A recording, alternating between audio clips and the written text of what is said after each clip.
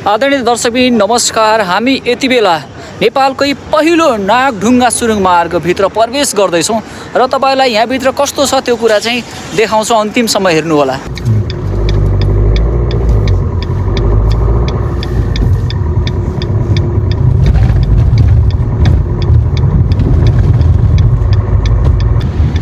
त्यो चाहिँ हाम्रो जेट फ्यान हो। यो चाहिँ हाम्रो टोटल 15वटा छ। उयो माथि हजुर देख्न सक्नुहुन्छ यो जेट फ्यान हो। यो चाहिँ हाम्रो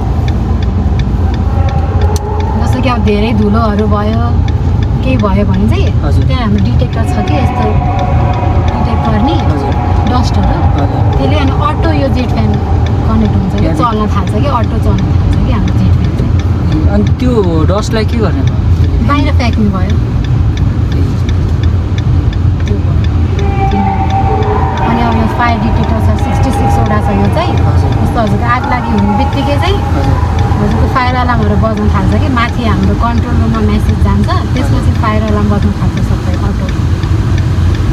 त्यहाँ हजुरको पुस बटन पनि छ। हजुर त्यो थिच्न पनि सक्नुहुन्छ। अनि भित्र चाहिँ हाम्रो टेलिफोन बुथहरू छ 18वटा। हजुरलाई यहाँ केही भयो देखिरहेको नि यो आपतकालीन हो। यो चाहिँ एक्जिट डोरहरू हाम्रो 7वटा छ टोटल। टेलिफोन बुथ भने चाहिँ त्यो यिनीहरू 18वटा छ टोटल। अब जस्तो कि केही भएको खण्डमा चाहिँ यहाँबाट चाहिँ ठ्याक्कै माथि नै कल जान्छ कि सिधै। सुरुङ मार्गभित्र यस्तो आपतकालीन द्वारहरू पनि छन् धेरै र ती द्वारबाट आपतकालीन अवस्थामा चाहिँ रेस्क्यु गर्न सकिने गरी यो द्वारको निर्माण गरिएको छ।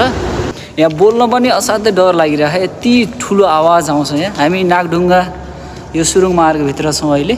मेसेज बोर्डहरू छ जस्तो कि अब अगाडि एक्सिडेन्ट भयो भने अब हामीले किनकि त अब सबैजनालाई जिज्ञासा त हुन्छ नि त अगाडि के भयो किन बाटो ब्लक भयो भनेर। त्यसपछि त्यो चाहिँ माथि नै हामीले अटो राखिदिन्छ कि एक्सिडेन्ट भयो भने एक्सिडेन्ट अब केही ब्लकेज छ भने क्यामेराले गर्ने हो। एक्सिडेन्ट हुने बित्तिकै माथि देखिन्छ कि उसो बोर्डमा आइहाल्छ क्या। अगाडि नजानु भन्छ क्या। उताबाट आउँदा नि यता अगाडि नजानु भने यता अगाडि नजानु भनेर रोकिदिइसक्छ उसले क्या।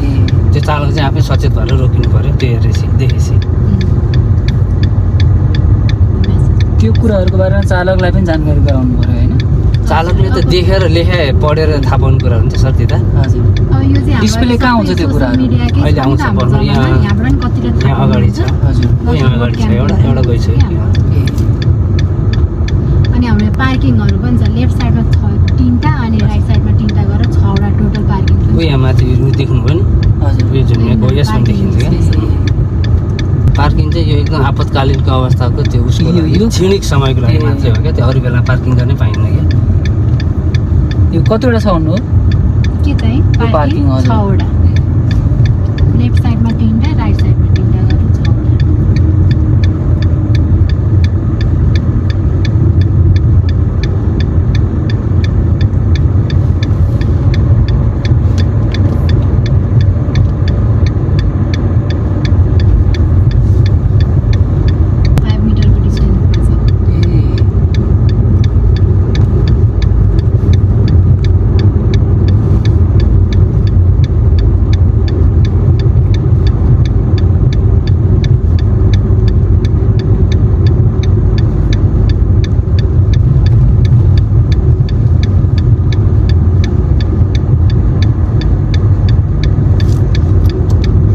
लागि मात्रै छुट्टै ट्राफिक खटिनु पर्ने होला फेरि होइन। के छ त्यो व्यवस्थापन हुन्छ त्यो सबै ट्राफिकै भित्र आएर खटिनु भन्ने हुँदैन। माथिबाटै सबै निगरानीमा चाहिँ हुनुहुन्छ। एउटा पनि स्पेस छुटेको छैन कि माथि सिसिटिभी सबै क्याप्चर हुन्छ। डिटेल सिसी क्यामेरा कतिवटा भन्नु हो? 17वटा। 17वटा। त्यो कति डिस्टेन्समा राखिएको छ?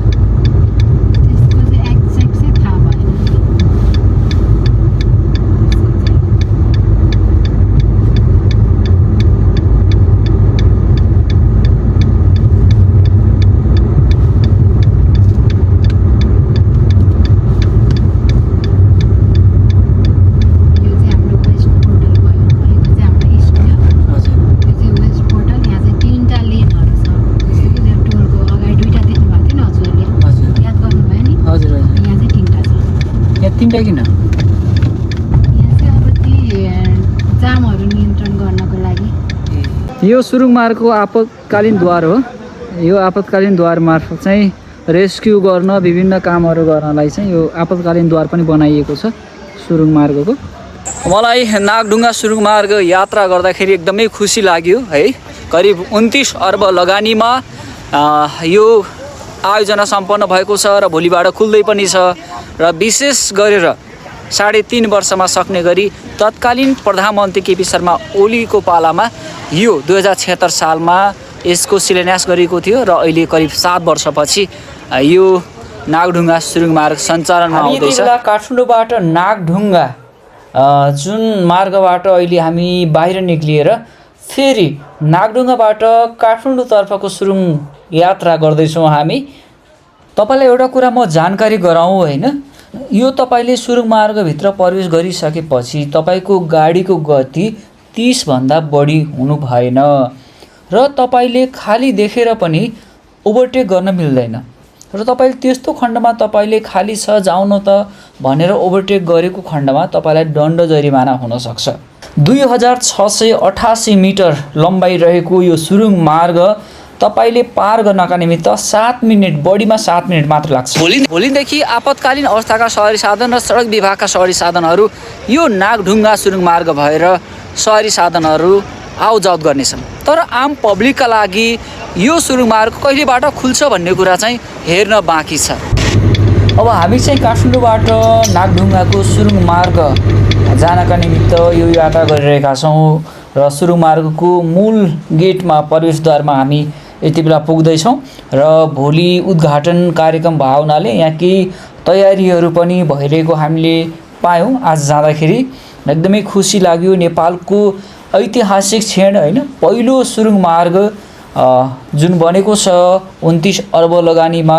यो ऋण चाहिँ जापान सरकारबाट उपलब्ध भएको हो। 5 अर्ब लगानी नेपाल सरकारले पनि यसमा चाहिँ लगाएको छ।